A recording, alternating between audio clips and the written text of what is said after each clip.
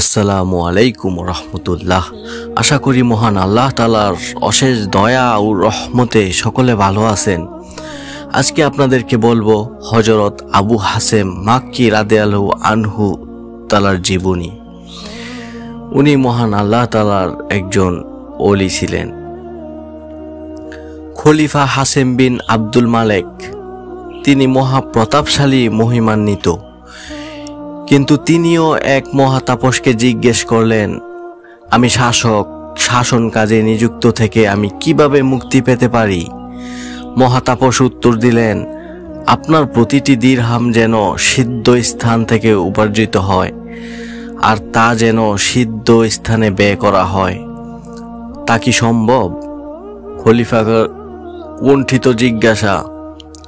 জাহান্নামের ভয়ে যে ভীত আর জান্নাতের লোভে লালায়িত আর আল্লাহর সন্তুষ্টি অর্জন যার উদ্দেশ্যে, তার পক্ষে সেটি খুবই সহজ ও সম্ভব। এ মহাপ্রাজ্ঞ সাধক হলেন হযরত আবু হাসেম মাক্কি রাদিয়াল্লাহু আনহু। অত্যন্ত আল্লাহভীরু ধর্মনিষ্ঠ একজন মানুষ। জগতের বহু উজ্জ্বল পুরুষের সংস্পর্শে আসার সুযোগ ঘটেছিল ধর্মনিষ্ঠ একজন মানুষ। বিশেষ করে হযরত আনাস রাদিয়াল্লাহু আনহু ও হযরত আবু হুরায়রা রাদিয়াল্লাহু আনহু প্রমুখের সান্নিধ্য তার ভবিষ্যৎ জীবনকে যথেষ্ট প্রভাবিত করে। বহু বিদগ্ধ পণ্ডিত বিভিন্ন গ্রন্থে তার জীবনালেখ্যে রচনা করেছেন। তাদের মধ্যে উল্লেখযোগ্য হলেন হযরত আবু উসমান মক্কি রাদিয়াল্লাহু আনহু। তার বক্তব্য ছিল, পার্থিব কামনা থেকে বিরত থাকতে হবে, কেননা বিচার দিবসে পার্থিব বিষয়নিষ্ঠ ব্যক্তিদের সম্বন্ধে বলা হবে যে বস্তুগুলিকে নিকৃষ্ট বলে আল্লাহ পাক নির্দিষ্ট করেন, এরা মনের আনন্দে সেগুলিকেই গ্রহণ করে। আজ এই জন্য এদের কার্যকলাপকে আয়ের তলায় করা হলো। হযরত আবু হাসেম সুবি রাদিয়াল্লাহু আনহু বলেন, পৃথিবীতে এমন কোনো বিষয় বা বস্তু নেই যা নিয়ে চিন্তা ভাবনা করতে হয় না, ব্যগ্রতা বা অস্থিরতার শিকার হতে হয় না, তার কোনো আনন্দময় পরিণতি নেই। তিনি আরো বলেন, পৃথিবীর তুচ্ছতম বস্তুর প্রতি মানুষের আসক্তি পরকালের বৃহত্তম বস্তুসমূহ থেকে তাকে বঞ্চিত করে।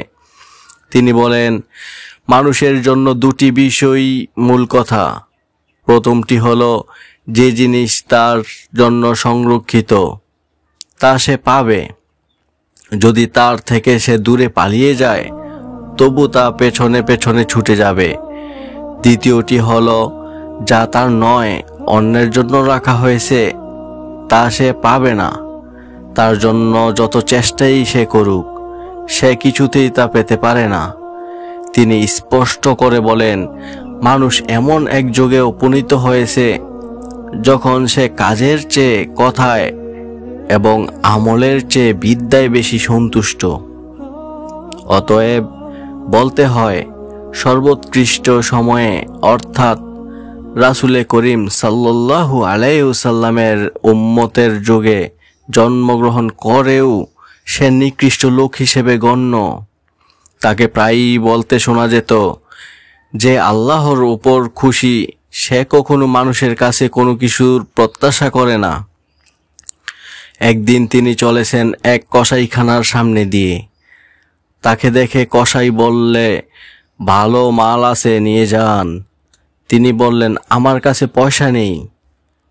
কসাই বলল, তাতে কি, ধারে নিয়ে যান, পয়সা হলে দেবেন। হযরত আবু হাসেম মাক্কি রাদিয়াল্লাহু আনহু বললেন, তার চেয়ে বরং প্রবৃত্তির কাছে কিছু সময় চেয়ে নেওয়া ভালো। কসাই এবার কড়া ভাষায় বলল, তাই তো পাঁজরের হাড় কখানা গোনা যায়। হযরত আবু হাসেম রাদিয়াল্লাহু আনহু তার উত্তরে বললেন, তবু দেহে যতটুকু মাংস আছে তাতে কবরের কীটগুলোর অনেক দিন চলবে। এই মহান সাধক সম্পর্কে কোনো একজন জ্ঞানী ব্যক্তি বলেছেন, তিনি হজ্জের উদ্দেশ্যে রওনা দিয়ে বাগদাদে গিয়ে শুনলেন যে আবু হাসেম রাদিয়াল্লাহু আনহু বাগদাদে আছেন। তার সাথে দেখা করার জন্য তিনি সেখানে গেলেন। আবু হাসেম রাদিয়াল্লাহু আনহু তখন ঘুমিয়ে আছেন।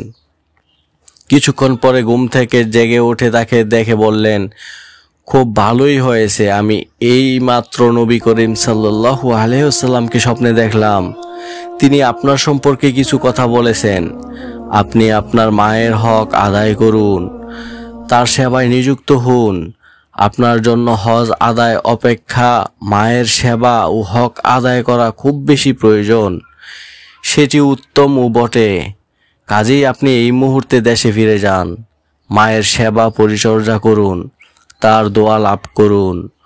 উক্ত জ্ঞানী ব্যক্তি বলেন, তারপর আমি আর মক্কা শরীফে না গিয়ে তার পরামর্শ মতো দেশে ফিরে এলাম আর বৃদ্ধা জননীর সেবায় আত্মনিয়োগ করলাম।